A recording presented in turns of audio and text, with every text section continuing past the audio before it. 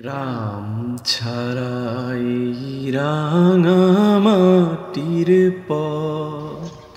প্রকৃতির সৌন্দর্য আমায় সবসময় টানে। এরকম এক সৌন্দর্যের খোঁজে বেরিয়েছি আজকে। যতটুকু সৌন্দর্য উপভোগ করব, ইনশাল্লাহ আপনাদের সবাইকে দেখাবো।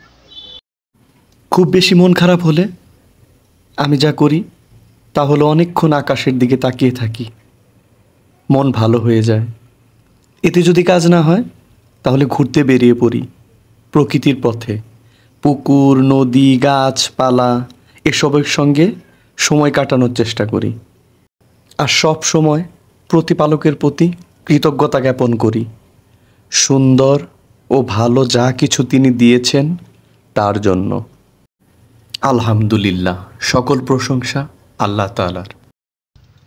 আকাশ, বাতাস, পাহাড়, সমুদ্র, সবুজ বনানী ঘেরা প্রকৃতি সুন্দর। আর সবচেয়ে সুন্দর এই বেঁচে থাকা।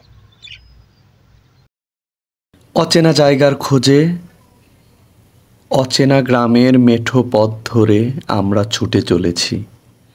আশেপাশের লোকজনের কাছে জিজ্ঞেস করে পথ চলেছি। পথে যা কিছু চোখে ভালো লাগছে তাই ক্যামেরা বন্দি করছি। চলতি পথে বিস্ময়কর এক ঘটনা দেখলাম, সেটা আজকে বলবো না, পরে সেটা নিয়ে আলাদা একটা ভিডিও বানাবো ইনশাআল্লাহ। পাহাড়ি এলাকা, চারদিক একেবারে নিস্তব্ধ, শুনশান নীরবতা। মাঝে মাঝে দুই একজন মানুষ চোখে দেখা যায়, তারপর আবার মিলিয়ে যায়। কেমন গা ছমছম একটা ভাব।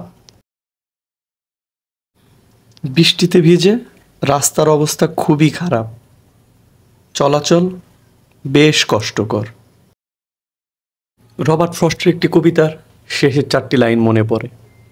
দি woods are lovely, dark and deep, but I have promises to keep, and miles to go before I sleep, and miles to go before I sleep. রাস্তা যত খারাপ হয় প্রশান্তি তত বেশি হয়। আমি এর আগেও অনেকবার দেখেছি। পথ যত দুর্গম সৌন্দর্য তত বেশি। এইখানে যে চায়ের বাগান আছে সেটা আগে কখনোই জানতাম না, ধারণাই করিনি। যদিও যার সঙ্গে এসেছি সে বলেছিল এখানে একটা চায়ের বাগান আছে, সেখানেই আমরা যাচ্ছি। মজার ব্যাপার হলো পথ চলতে চলতে সেও রাস্তা ভুলে গিয়েছিল, আর আমি তো চিনতামই না। আলহামদুলিল্লাহ অবশেষে পৌঁছাতে পেরেছি। খুবই সুন্দর জায়গা।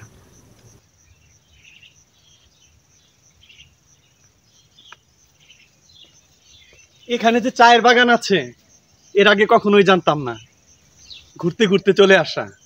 এটা ময়মনসিংহের ভালুকা অঞ্চলে এই চায়ের বাগানটা, এবং এর পাশেই গ্রিন অরণ্য পার্ক আছে। অনেক সুন্দর জায়গা। চা বাগান নাম শুনতেই যে অঞ্চলের নামের কথা আমাদের প্রথম মনে আসে সেটি হলো সিলেট। এছাড়া চট্টগ্রাম কিংবা পঞ্চগড়ের কথাও মাথায় আসে। আর এখন এর সঙ্গে যোগ হয়েছে বৃহত্তর ময়মনসিংহ। এখানকার লোকজন ব্যক্তিগত উদ্যোগেও চায়ের চাষ করছে। 2004 সালে বৃহত্তর ময়মনসিংহ এলাকায় প্রথম চা চাষের সম্ভাবনা যাচাই করা হয়। এই অঞ্চলের মাটির গুণাগুণ এবং আবহাওয়া চা চাষের জন্য অত্যন্ত উপযোগী। সমগ্র বিশ্বে যে পরিমাণ চা উৎপাদন হয় এর 3% বাংলাদেশ উৎপন্ন করে থাকে।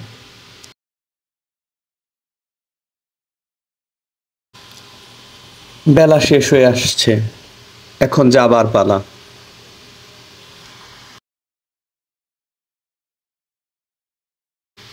আল্লাহ চাইলে আবার হয়তো ভালো কোনো ভ্রমণের ভিডিও নিয়ে আসবো, ইনশাআল্লাহ।